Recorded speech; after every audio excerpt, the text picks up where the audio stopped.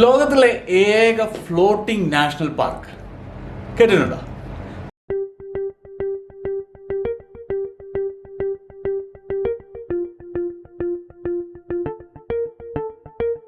അതേപോലെ തന്നെ ഞങ്ങൾ യാത്ര ചെയ്ത് വന്ന വഴിയിലെ അടിപൊളി പോർക്ക്.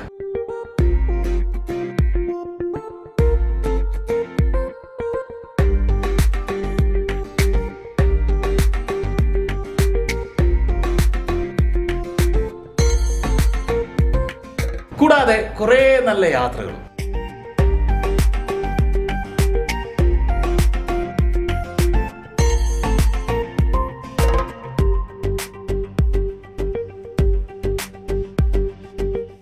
ഇതൊക്കെയാണ് നമ്മുടെ ഇന്നത്തെ വീഡിയോയിൽ കാണാം.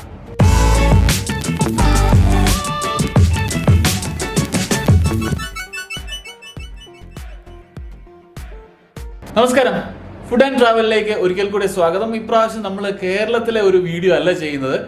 ഞങ്ങൾ നോർത്ത് ഈസ്റ്റിൽ ബൈക്ക് റൈഡിന് പോയപ്പം ഞങ്ങൾ എക്സ്പീരിയൻസ് ചെയ്ത കുറേ കാഴ്ചകളാണ് നിങ്ങളിലേക്ക് എത്തിക്കുക.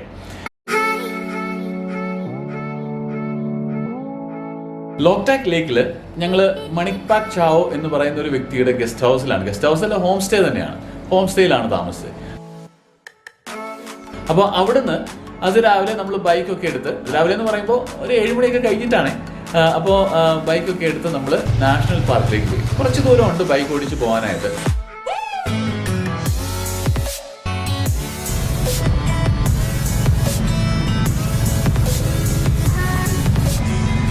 അവിടെ ഞങ്ങൾ ചെല്ലുമ്പോൾ ഞങ്ങളാണ് ഏറ്റവും ആദ്യം നാഷണൽ പാർക്ക് കാണാനായിട്ട് അവിടെ ചെല്ലുന്ന വ്യക്തികൾ. ഏറ്റവും ആദ്യം എന്ന് പറഞ്ഞാൽ അന്നത്തെ ദിവസം. അപ്പോൾ അവിടെ 2 ഗൈഡുകളുണ്ട്. അവർ 2 പേരും നമ്മളോട് വന്നു. ഒരു തോണി തന്നെ കാണാനായിട്ട് ഒരു വ്യത്യസ്തമായ സ്റ്റൈലാണ്. ഒരു തോണിയിൽ നമ്മളെയും കൊണ്ട് തുഴഞ്ഞ് ഊന്നി എന്ന് വേണം പറയാനായിട്ട് ഈ നാഷണൽ പാർക്കിനകത്തേക്ക് പോയി.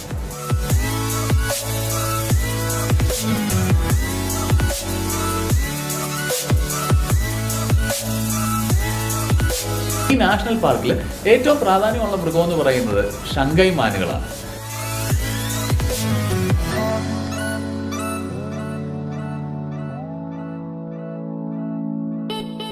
നമ്മൾ ഈ തോണിയിൽ മുന്നോട്ട് പോകുമ്പോൾ തന്നെ 2 സൈഡിലും ഇഷ്ടംപോലെ പുല്ലുകൾ വളർന്നു നിൽക്കുകയാണ്. അതുപോലെ തോണിയിൽ പോകാന്ന് പറയുന്ന വലിയൊരു തടാകത്തിലൊന്നുമല്ല, ചെറിയൊരു കനാല് പോലെ ഉള്ള ഒരു സ്ഥലം.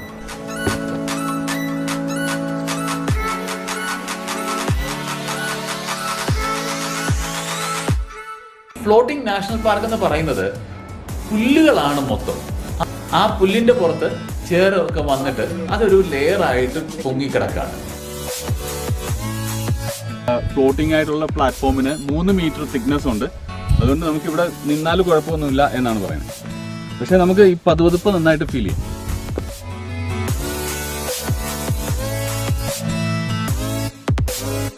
അപ്പൊ ഈ പുല്ല് വളർന്നു നിൽക്കുന്നതിൻ്റെ ഇടയ്ക്കാണ് സംഗൈ മാനുകളുള്ളത്. ഇത് കൂടാതെ കാട്ടുപന്നികളുണ്ട്, മറ്റു മാനുകളും ഉണ്ട് ഇവിടെ.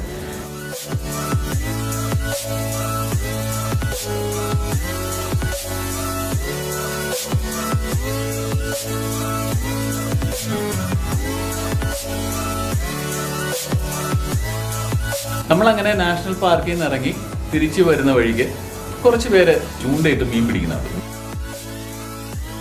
അവരുടെ അടുത്ത് ചെന്നപ്പോൾ അതിൻ്റെ അപ്പുറത്ത് 3-4 പേര് കുക്കിങ്ങും കാര്യങ്ങളും ഒക്കെ ആയിട്ട്.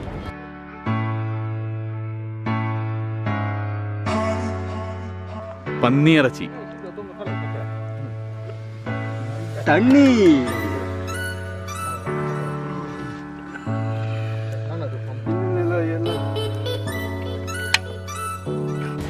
അവരുടെ അടുത്ത് ചെന്നപ്പോൾ അവർ നല്ല അടിപൊളി പോർക്ക് ഉണ്ടായിക്കൊണ്ടിരിക്കുന്നു. ഔട്ട്ഡോർ കുക്കിംഗ്, നമ്മൾ ഉണ്ണിയൊക്കെ ചെയ്യുന്ന രീതിയിൽ പുറത്തിരുന്ന് അവർ എൻജോയ് ചെയ്യാണ്. അവരുടെ എൻജോയ്മെന്റ്. ഇത് നമ്മുടെ വഴുതനങ്ങ വെറുതെ പുഴുങ്ങിയിട്ടേ ഉള്ളൂ. ചെറുതായിട്ട് മസാല ചേർത്തിട്ടു. ഓ, എരിവുണ്ട് കേട്ടോ.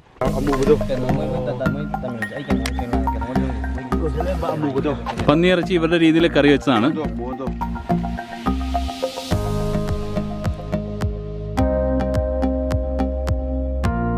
ഉരുളക്കിഴങ്ങ്, ഉള്ളി, സവോള, വെളുത്തുള്ളി, കുറച്ച് മസാല, കുറച്ച് ഇലകൾ, ഇതെല്ലാം കൂടെ ചേർത്തുണ്ടാക്കിയ ഇത് ഉരുളക്കിഴങ്ങ് കേട്ടോ. ഒരു മണിപ്പൂരി ലോക്കൽ പോർക്ക് കറി. അവർ ഇംഫാലിൽ നിന്ന് ഇവിടെ മീൻ പിടിക്കാൻ വന്നതാണ്.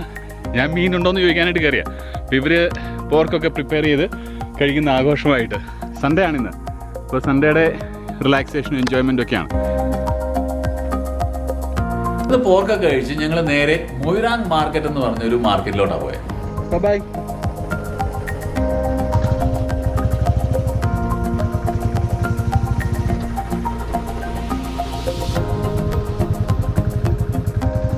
മൊയ്റാങ് മാർക്കറ്റ് എന്ന് പറയുന്നത് ഈ ലോക്ടാക് ലേക്കിന് അടുത്ത് തന്നെയുള്ള ഒരു ചെറിയ മാർക്കറ്റ്.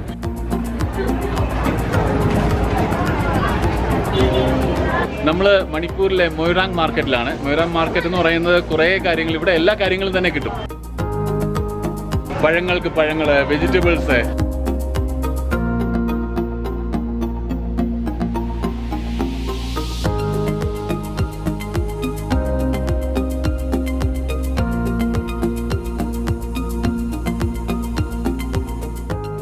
ഇതൊരു പാൻ കേക്ക് പോലൊരു സാധനം.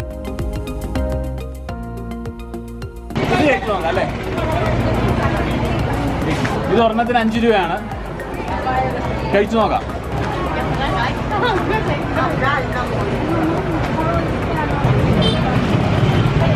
നമ്മുടെ റാഗി കൊണ്ട് ഉണ്ടാക്കിയിരിക്കുന്ന അപ്പമാണ്, ദോശ. മധുരം ചേർത്തിട്ടുണ്ട്. എണ്ണയിൽ ചുട്ടെടുത്താ. എണ്ണയിൽ ചുട്ടെടുത്ത നമ്മുടെ ദോശ ചുടുന്ന പോലെ തന്നെ ചുട്ടെടുത്താ. ടൈം പാസിനൊക്കെ കഴിക്കാൻ ആരോഗ്യത്തിന് നല്ലതാണ്.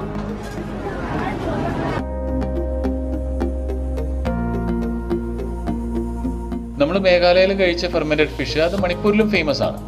ഫെർമെൻറ്റ് ചെയ്യാനായിട്ട് ഇതുപോലത്തെ കലത്തിനകത്ത് മീനുകളെ നിരത്തി വെച്ച് ഉപ്പൊക്കെ ഇട്ട് 6-7 മാസം മൂടി വെക്കും. 6-7 മാസമൊക്കെ കഴിഞ്ഞ് അതെടുത്ത് കറി വെക്കാനുള്ള പാകത്തിനാകുമ്പോൾ നമുക്ക് കറി വെക്കുവോ ചമ്മന്തി ഉണ്ടാക്കുവോ അങ്ങനെ എന്ത് വേണമെങ്കിലും ചെയ്യാം. ഈ ഇരിക്കുന്ന മീനുകളെല്ലാം കറി വെക്കാൻ പാകമായിരിക്കുന്നതാണ്. ഇത് താമരയുടെ കായാണ്. അത് ഒരു കായ്ക്കകത്ത് കുറേ കുരുക്കളുണ്ട്. ഇത് ഒരെണ്ണം എടുക്കാം. ഇത് ഒരെണ്ണത്തിന് 10 രൂപ എന്നാണ് പറഞ്ഞത്. ഇതിനകത്തെല്ലാം കായ്കളാണ്. അപ്പോൾ അത് അടത്തി നമുക്ക് എടുക്കാം. ദീദി ഇത് ചെയ്യേണ്ടതെന്ന് വെച്ചാൽ ഇത് കണ്ടോ, ഇതിനകത്തുള്ള കായ ഇങ്ങനെ ഞെക്കി കഴിയുമ്പോൾ തന്നെ അതിങ്ങനെ പൊങ്ങി വരും. താരാന്നാണ് അവർ പറയുന്നത്. താരാന്ന് പറഞ്ഞാൽ ലോട്ടസ്. അത് ഈ ബേഡ്സ് പോക്കറ്റ് ചെയ്തിട്ടെ അതിങ്ങനെ അടത്തി എടുത്തു കഴിഞ്ഞ് ഇതിൻ്റെ തൊലി ഇങ്ങനെ പൊളിക്കാം.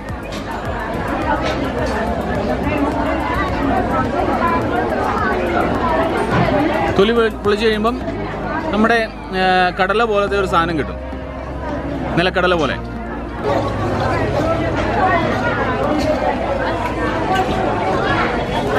ഇതാണല്ലോ ഈ കിളിപ്പിച്ച പയറൊക്കെ കഴിക്കത്തില്ലേ, ഏകദേശം അതിൻ്റെ ഒരു രുചിയാണ് വരിക. മുളപ്പിച്ച പയറിന് ആ ഒരു ഫീലല്ലേ. പിന്നെ ഇവരെല്ലാം നമ്മളെ നോക്കി ചിരിക്കുക. അവർ വിചാരിക്കുന്നത് ഇതെന്താണ് സംഭവം. ഓക്കെ, നമ്മളേതായാലും യാത്ര തുടരുന്നു മാർക്കറ്റിനകത്തൂടെ. Thank you, by.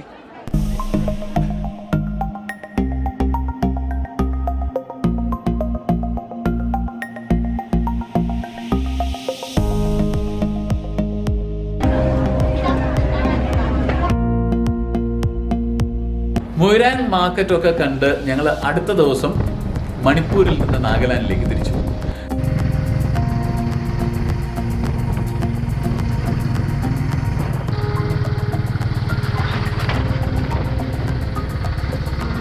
മണിപ്പൂരിലുള്ള ലോക്ടാക് ലേക്കിൽ നിന്ന് നാഗാലാൻഡിൻ്റെ ക്യാപിറ്റലായ കൊഹിമ വരെ ഏകദേശം 190 കിലോമീറ്ററേ ഉള്ളൂ.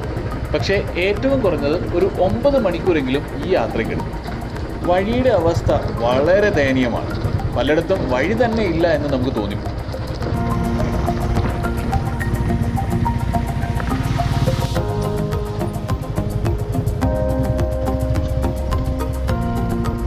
നമ്മളൊരുമാതിരി കണ്ടത്തിൽ കിളച്ച പോലെ ആയിപ്പോയി. ശരിക്കും പറഞ്ഞാൽ പൊടി മാത്രം, എല്ലായിടത്തും പൊടിയായിരുന്നു. പൊടിയും ഗട്ടറും ഓടിച്ച് നടുവിൻ്റെ ഇടപാട് തീർന്നു. ഇവിടെ വന്നപ്പോൾ ഇച്ചിരി ഒരു ചോല കണ്ടു.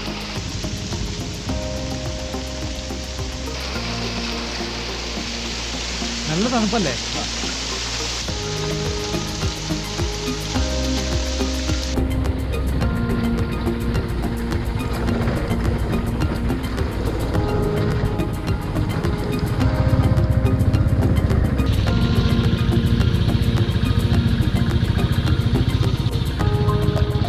നാഗാലാൻഡിൽ കൊഹിമ, അതാണ് ക്യാപിറ്റൽ. കൊഹിമയോട് ചേർന്ന് കിടക്കുന്ന ഒരു സ്ഥലത്താണ് ഞങ്ങൾ ഞങ്ങളുടെ ഗസ്റ്റ് ഹൗസ് കണ്ടെടുത്തത്. അവിടെയാണ് ഞങ്ങൾ അന്ന് താമസിച്ചത്.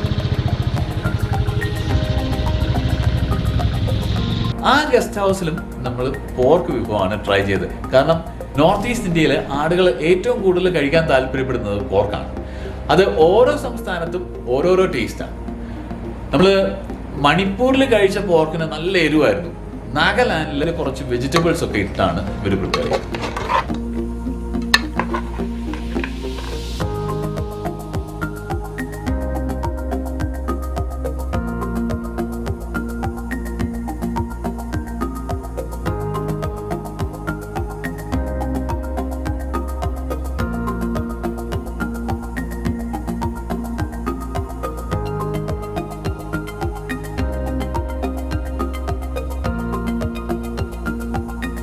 അപ്പൊ നമുക്കിനി കഴിച്ചു തുടങ്ങാം. നല്ല ചൂടുള്ള സാധനങ്ങളെല്ലാം. ഇവിടെയാണ് ഭയങ്കര തണുപ്പ്. ഞാൻ മുമ്പേ പറഞ്ഞ പോലെ 10 ഡിഗ്രി സെൽഷ്യസ്, ഏകദേശം ആ റേഞ്ചിലാണ് തണുപ്പ്. അപ്പൊ തണുപ്പുണ്ടെന്നുണ്ടെങ്കിൽ വിശപ്പുണ്ടാവും. വിശപ്പുണ്ടെങ്കിൽ നല്ല ചൂടുള്ള സാധനം കിട്ടുകയാണെങ്കിൽ നമ്മൾ നല്ല അടിപൊളിയായിട്ട് കഴിക്കും. അപ്പൊ കുറച്ച് പരിപ്പ് കറി,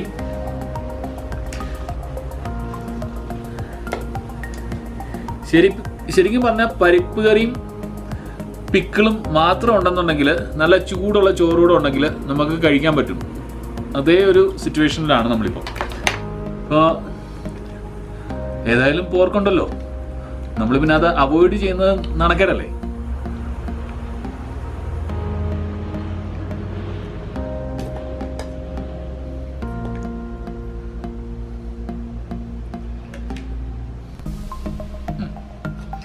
ചിക്കൻ ഞാൻ കഴിക്കുന്നില്ല, കാരണം പോർക്ക് കഴിക്കുന്നതുകൊണ്ട് ചിക്കൻ കഴിക്കുന്നില്ല.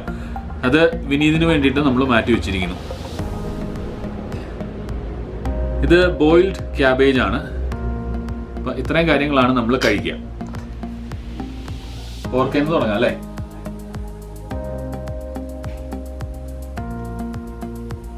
രുചി പറയുകയാണെന്നുണ്ടെങ്കിൽ ഇവരുടെ മുളക് പൊടി അതൊരു വേറൊരു ടേസ്റ്റാണ്. അത് ചേർത്ത് ബാക്കി ആ മുളക് പൊടിയുടെ അല്ലാതെ ബാക്കി ടേസ്റ്റ് എല്ലാം വേറെ മസാലകൾ കൂടുതലായിട്ടൊന്നും ചേർത്തിട്ടില്ല. ഇഞ്ചിയും വെളുത്തുള്ളിയും സവോളയും അതിന്റെ എല്ലാം കൂടി ഒരു മിശ്രിത ടേസ്റ്റ് വരുന്നുണ്ട്.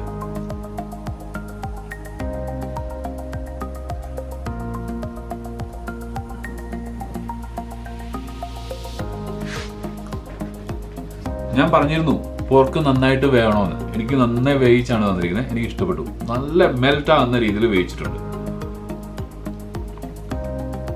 ഇത് അവരിട്ട ആ ഫെർമെന്റഡ് ബാംബൂ ഷൂട്ടാണ്.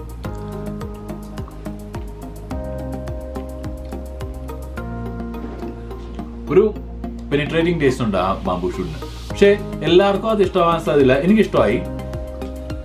മൊത്തത്തിൽ പോർക്കറി എനിക്കിഷ്ടമായി. കൊള്ളാം, സംഭവം കൊള്ളാം.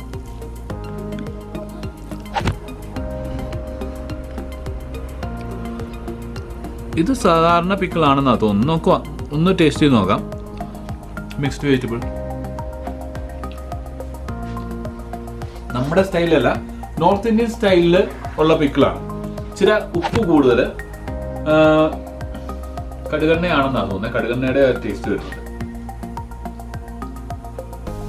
എനിക്കിഷ്ടമായി. മൊത്തത്തിൽ ഇന്നത്തെ ഡിന്നർ അടിപൊളി. ഇത് നമ്മുടെ ബോയിൽഡ് ക്യാബേജ്.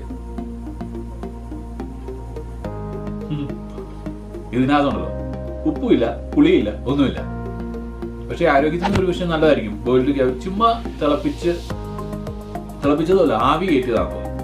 അതെ, സംഭവം കൊള്ളാം. രുചിയല്ല, ആരോഗ്യത്തിനും കൊള്ളാം. ഈ വീഡിയോ നിങ്ങൾക്ക് ഇഷ്ടമായി എന്ന് വിചാരിക്കുന്നു. ഇഷ്ടമായെന്നുണ്ടെങ്കിൽ എല്ലാ കാര്യങ്ങളും നിങ്ങൾക്കറിയാം. ഒപ്പം ഉണ്ടാവുക എന്നും സന്തോഷമായിട്ടിരിക്കുക. ബൈ.